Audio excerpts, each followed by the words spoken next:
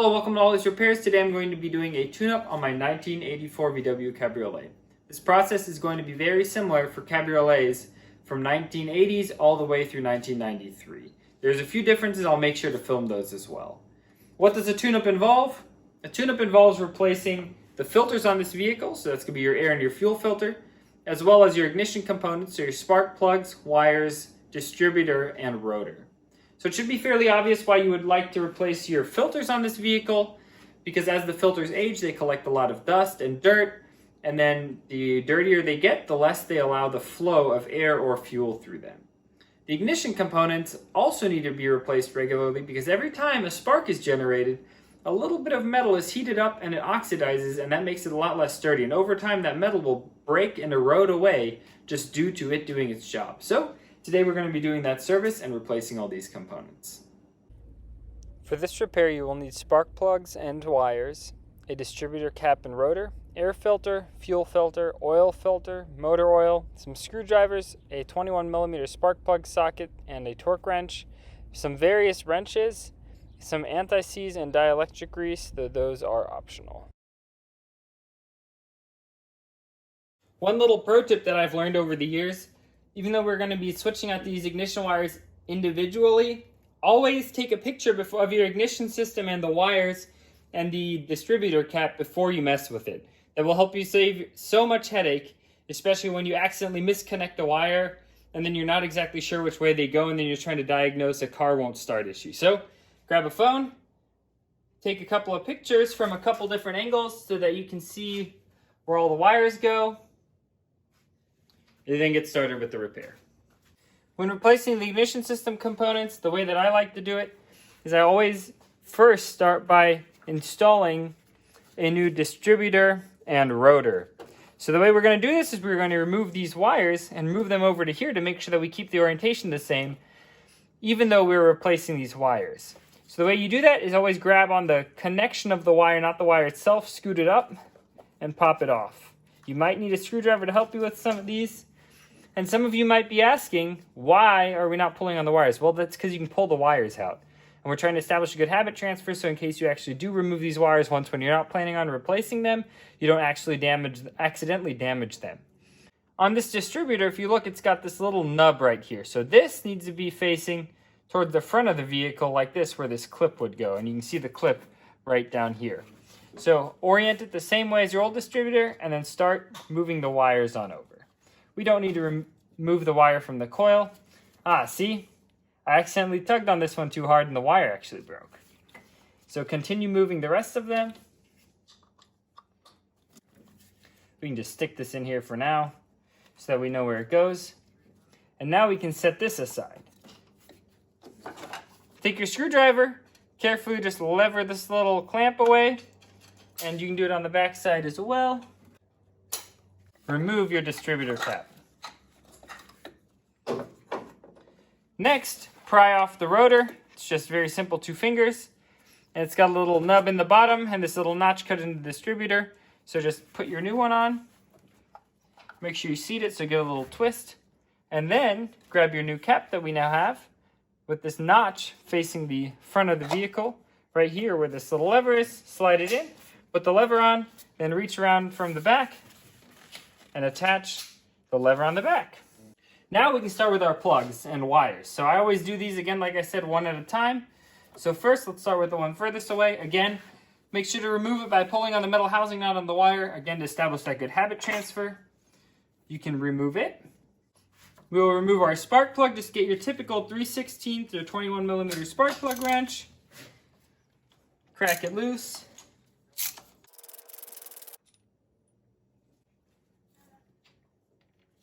Carefully remove it.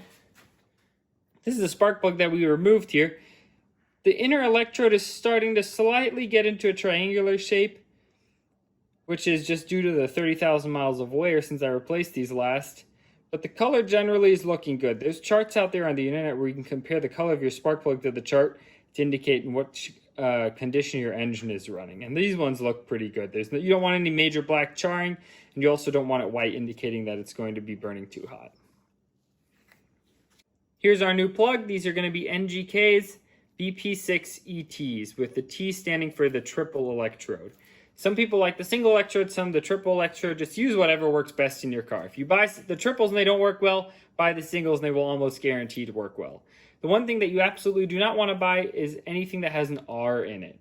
Those are resistor plugs, and our cars are not designed to have the extra resistance in the plug.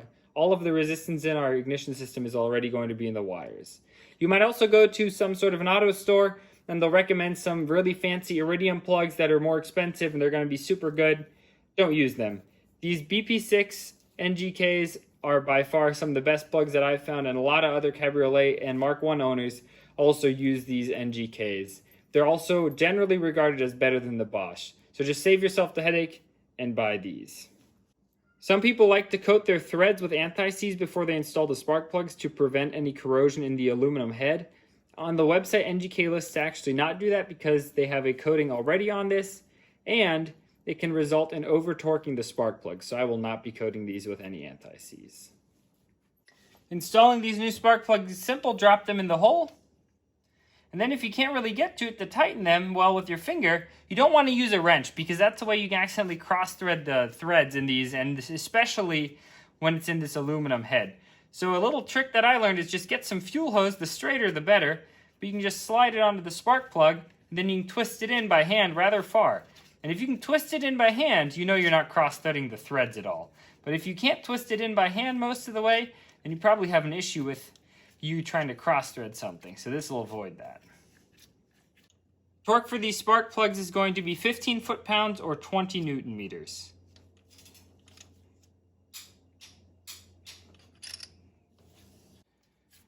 With the plug installed, grab a set of pliers. We're going to be removing this little end right here. Then grab the longest wire out of your spark plug wire set, because we did the furthest from the distributor. Slide the wire on, and then we can put it onto our new distributor. And we'll be repeating the same for the rest.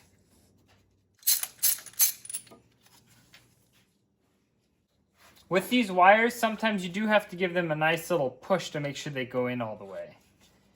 So you have it on there and it kind of stops. Make sure to hold the wire in the housing and then kind of right there. It slipped on very nicely. We're down to the last wire, which is going to be the wire going from our coil to our distributor. Remove it. Same thing, slide it on. Slide this one around.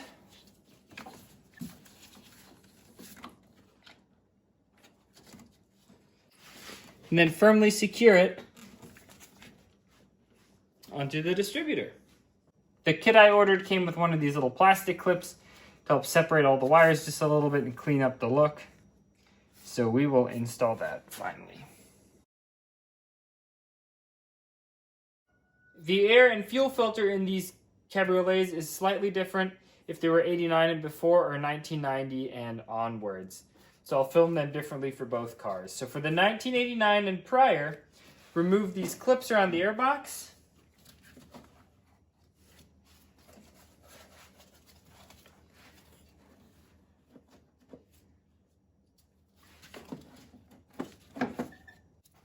Then you can grab a screwdriver. We remove this little connecting hose here.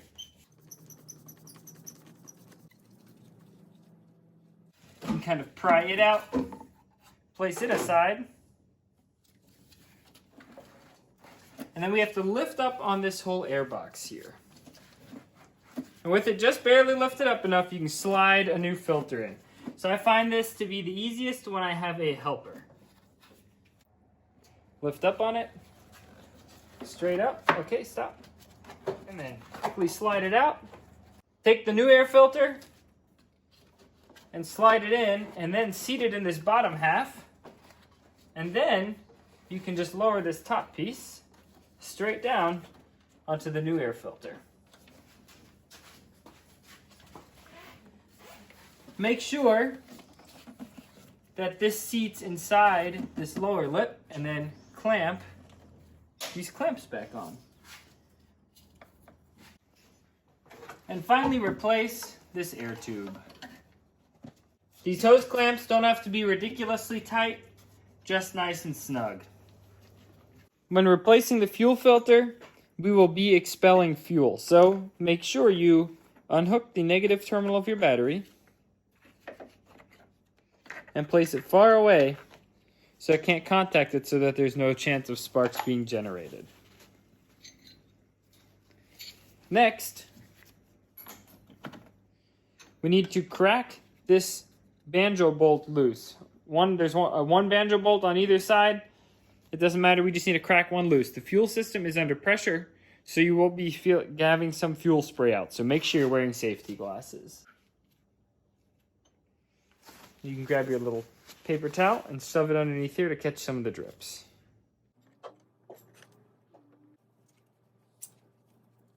And then here we have these copper washers. My replacement actually didn't come with any of these copper washers, so I'll have to be reusing these. Though I normally don't like to do that. And same deal, we need to crack this one loose on the other side as well.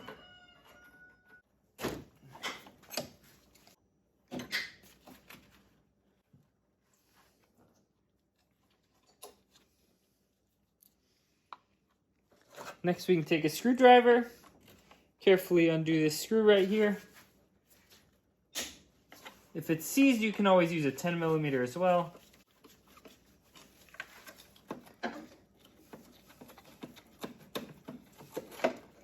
And then just slide out your filter. With your new filter, make sure to pay attention to the direction of these arrows. So the fuel's going to be coming in right here, go through the filter, get filtered, and then come out right here. So we have our hose clamp right here. Slide that around the bottom again, slide the fuel filter through it. We can deal with tightening it later. And then grab the larger banjo bolt, take one of the copper washers off, slide the banjo bolt through this line, put the second copper washer on, and then start to screw it in by hand.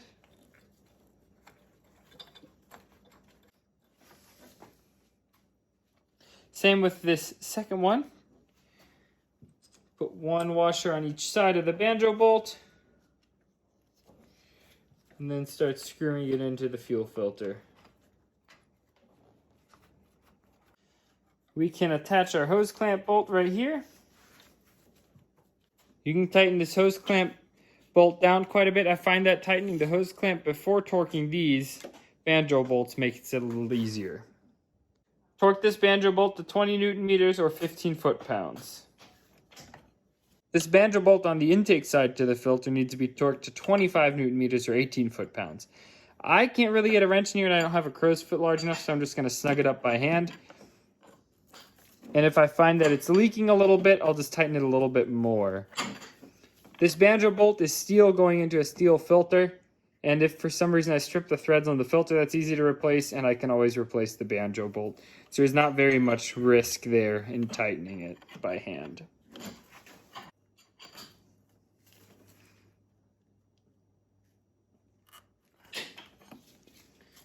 Remove your fuel-soaked paper towels.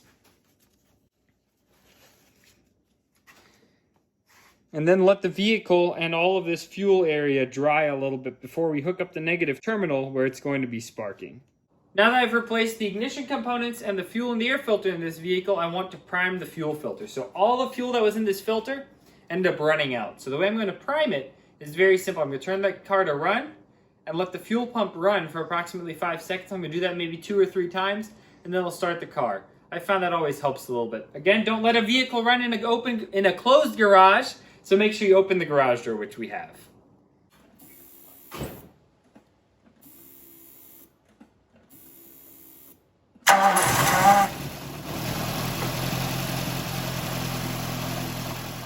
Now that we started the car, make sure that we check out your fuel filter again and inspect these 2 connections right here. As you can see, this one right here on the outside is actually very dry, and it looks like it's perfectly tight and not leaking, whereas this one on the inlet side is leaking a little bit of fuel. So I'm going to have to tighten this just a little bit more. For those of you who own a Digifont Cabriolet, so that's 1990 to 1993, the fuel and air filter replacement is quite a bit easier. Remove these clips.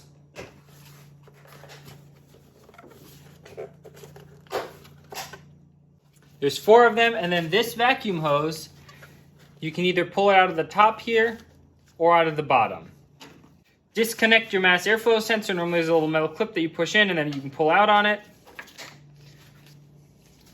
Then you can just lift up and you have access to the filter right here. Slide it out. And if you look in here, there's a bunch of dirt and stuff, so what we're gonna do is vacuum that out. No reason to contaminate the new filter right away with all that stuff.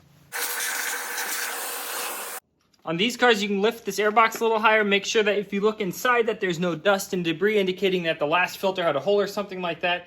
If that's the case, you really want to inspect to see that make sure there's no cracks on the side here or something like that. This one's all perfectly clean, so grab your new filter.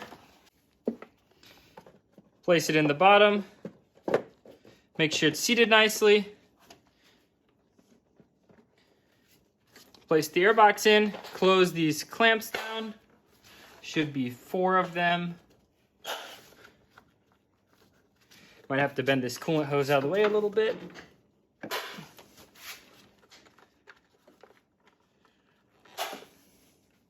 And then do not forget to connect this vacuum hose. So you can slide it in the top, in this bottom elbow.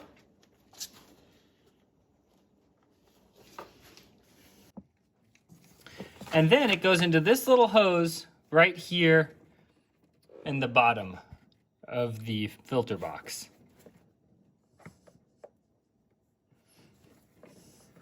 Right there.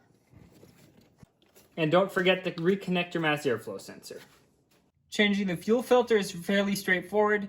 You've got 2 hose clamps and a general clamp to undo, and then you just slide the hoses off. Hopefully your car isn't quite as rusty as this is. I can't get this one undone right now. I'll have to eventually drill it out. But a quick little tip on now cracking this rubber hose loose is grab yourself a set of pliers. Just grab the hose lightly. Hold the filter with one hand and give it a twist.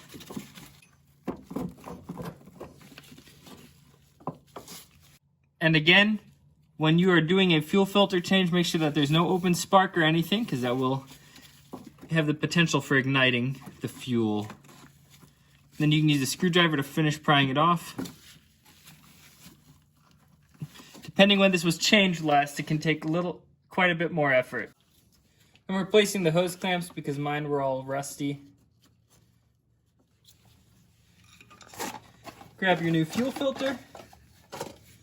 Inspect it so it's got an air on it. Make sure that you put it on the same way that it came off. And that'll be the fuel comes in this way from the tank and then goes up to the engine, so we want to filter it this way. Carefully try to slide it in here.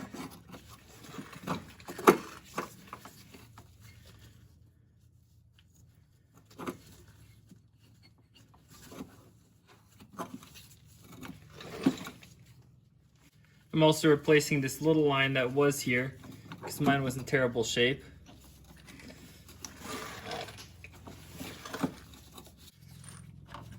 New hose clamp, a second hose clamp. Slide this line on carefully.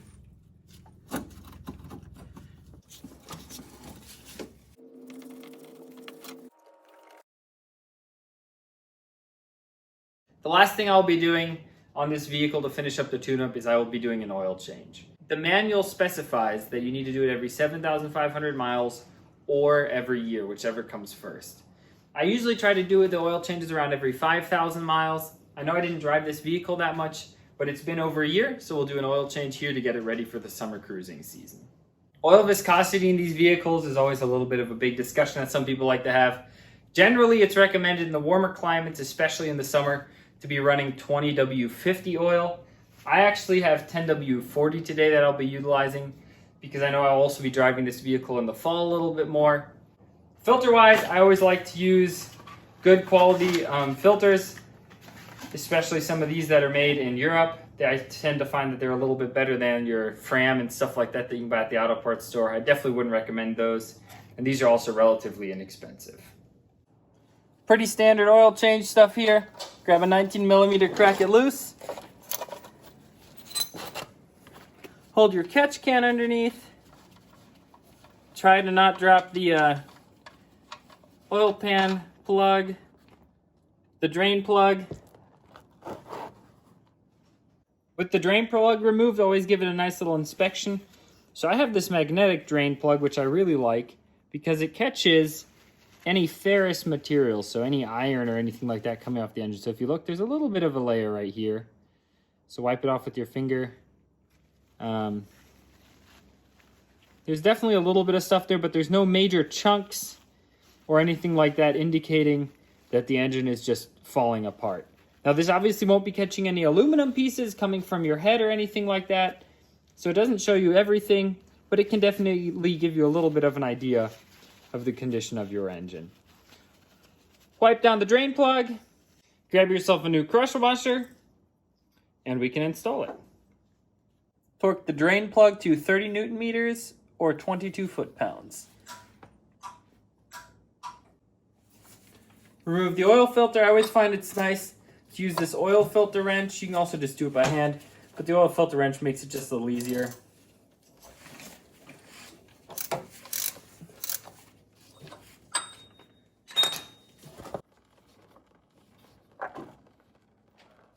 Make sure to wipe down the oil filter mating surface right here.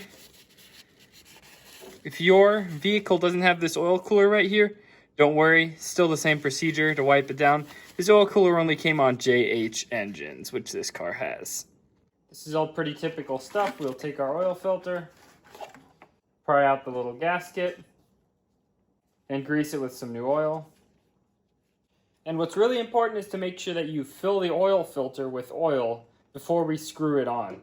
Because otherwise your oil pump has to fill it, and that whole half a second or second that the oil pump is working on filling the oil filter with oil, it's not actually lubricating any of the engine. This oil is suspiciously dark. I didn't mean to buy anything fancy with this molybdenum sulfur anti-friction in it, but apparently I did on accident. Screw the oil filter back on. Torque spec is once the gasket touches, tighten it 3/4 of a turn. So we have the gasket touching now, so I'll tighten it 3/4 of a turn.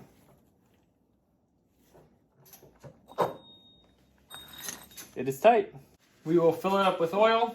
Total oil change volume is going to be 4 liters when we change the filter, but we already filled up part of the filter, so I'm going to add about 3 liters of oil. I have this fancy strut bar here, which makes it quite a bit harder to actually fill this car up with oil. Wipe up any mess that you made.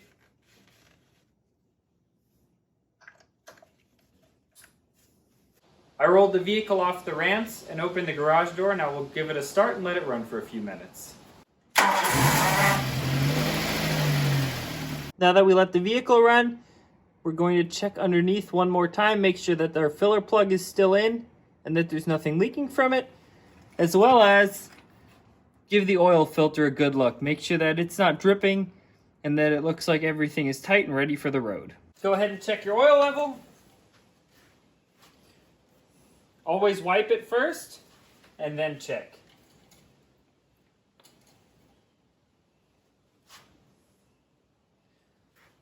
We're well in the middle there, so it looks like I filled it up with just the correct amount. Make sure to be responsible and properly dispose of the oil that you drained. And then the last thing that I like to do is I have this little book, and I always record the repair that I did, when I did it, and what miles the vehicle had on it when I repaired it, so that I know when some of these service items are due next. Thanks for watching another episode of Ollie's Repairs. Hopefully you enjoyed the video. If you did, please like, subscribe, and comment for more.